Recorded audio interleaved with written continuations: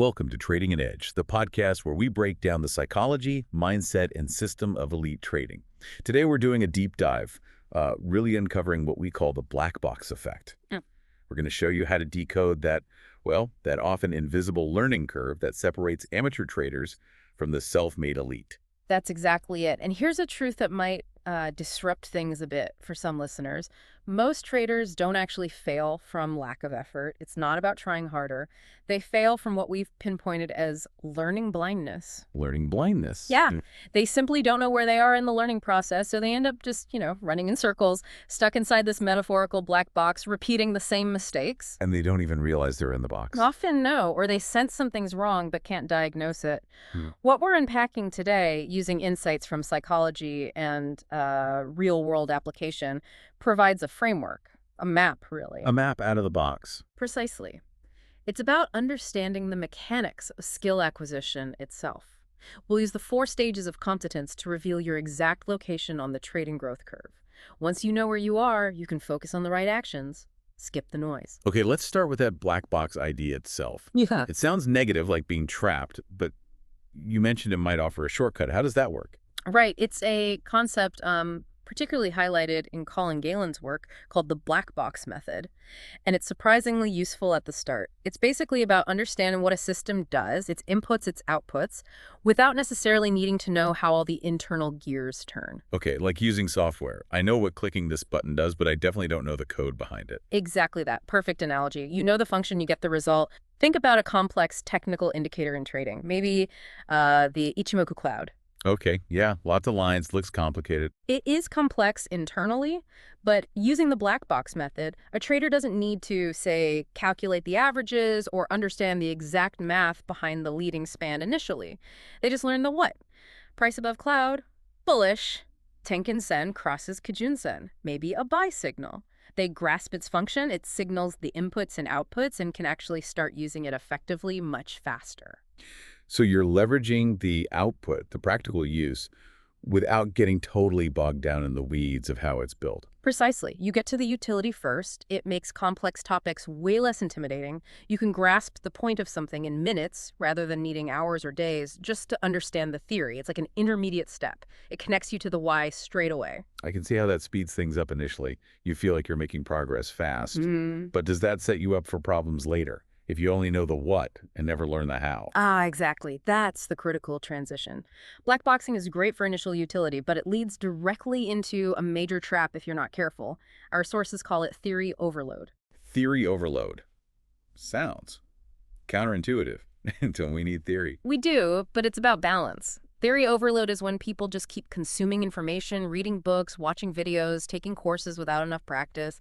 They think learning is just input, input, input. And honestly, it almost guarantees failure in complex skills like trading. So just reading about trading strategies isn't enough. Not even close.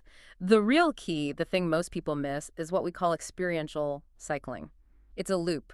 You have an experience like taking a trade, you observe the result, what actually happened, then you think, you reflect, what should I change? Then you do an experiment, try the change on the next trade. Experience, observe, think, experiment, repeat. Without that loop, you're just guessing. You're basically flying blind, hoping for the best. You don't get the feedback needed to actually improve, to know what to adjust. You're stuck.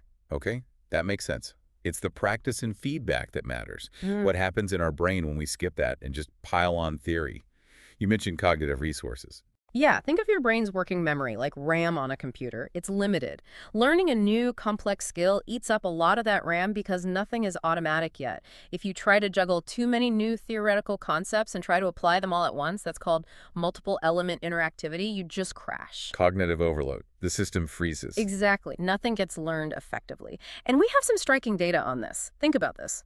One student, Sesh, blitzed through 31% of a tough learning program in just 5 weeks. Fast, right? But his exam scores dropped from 80% down to 71%. Wow. He learned more material, but performed worse. Correct. Now compare him to Enzo. Enzo took 54 weeks, much longer, to cover only 20% of the same program. His scores went from 62% up to 92%. That completely flips the script on faster is better. It really does. Learning more slowly, making sure you're actually practicing and integrating the theory through that experiential cycle, that's often the fastest way to real mastery. It embeds the skill, makes it more automatic, which then frees up your mental RAM for the next piece of theory. Okay, that's a huge insight. So for traders listening, is there a practical guideline, like how much practice for each bit of theory? A good rule of thumb, generally speaking, is for every hour you spend on theory reading, watching, listening, aim for at least, say, 5 hours of deliberate practice. 1 hour theory, 5 hours practice. Minimum. But look, it's flexible. It depends on you. The real signal is when the skill starts feeling easier, faster, more efficient, without sacrificing accuracy. When that happens, you feel that click. That's when you know you've internalized it, freed up cognitive space, and you're ready for more theory. Right, so it's about finding that personal rhythm of absorb, practice, internalize, then absorb more. Which leads us perfectly to the core framework you mentioned, the map out of the black box, the 4 stages of competence. How does this help a trader navigate their journey? It's incredibly powerful because it acts like a GPS for your skill development. It shows you exactly where you are. It describes the universal path from novice to expert in anything, really, but it's especially relevant for trading. Knowing your stage lets you apply the right focus and avoid wasting time and energy on things that aren't relevant yet. Okay, let's break them down. Stage 1. Stage 1, unconscious incompetence. This is the classic I don't know what I don't know. The beginner is blissfully unaware of the complexities, the risks, their own biases. They don't even know what they're missing. Right, this is flying the plane blindfolded, thinking you've got it. Maybe you hit a lucky streak early on. You're trading on tips, emotions, gut feelings, no real plan, making huge mistakes, but totally oblivious. Exactly. So the key actions here are foundational. First, education. Not just random articles, but structured learning on market basics, risk management principles, and crucially, common trading biases. Build that knowledge base.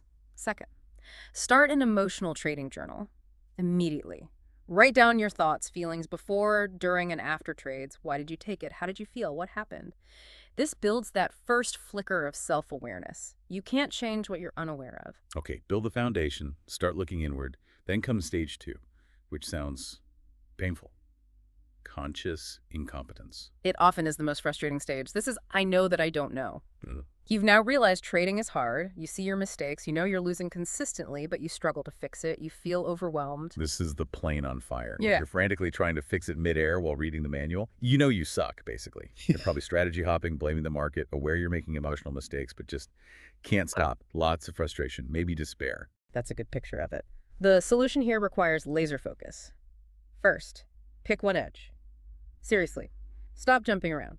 Find one simple, understandable strategy and commit to mastering it. Second, formalize a mechanical trading plan for that one edge.